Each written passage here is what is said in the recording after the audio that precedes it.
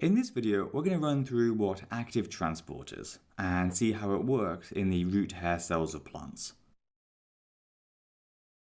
Now, I think the best way to understand active transport is to compare it with diffusion, which we covered in a previous lesson. If you remember, diffusion is the process by which substances move down their concentration gradient from a region of higher concentration to a region of lower concentration. And the important thing to remember about diffusion is that it's a completely passive process, which means that it doesn't require any energy from the cell. It's kind of like water flowing downhill, it will just happen by itself. Active transport, on the other hand, is the movement of molecules against their concentration gradient.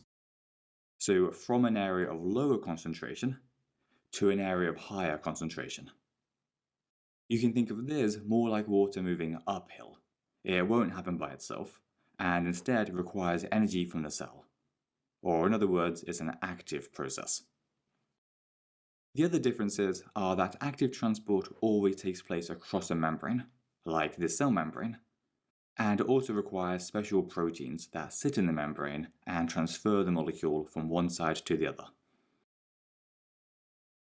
Something else to say here is that like all energy in the cell, the energy for active transport comes from cellular respiration, which is the process that happens mainly in the mitochondria when they break down glucose to release energy.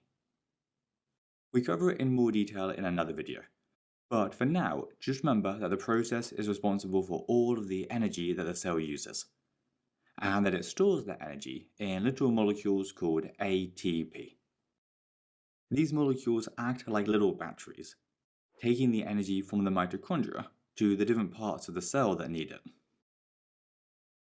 So if we put everything that we've covered together, we can define active transport as the movement of molecules across a cell membrane from a region of lower concentration to a region of higher concentration, and requiring energy from cellular respiration.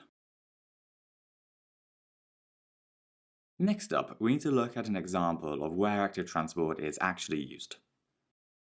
If we take a plant like this one, it needs to absorb loads of water and mineral ions in order to survive, which it will have to get from the soil.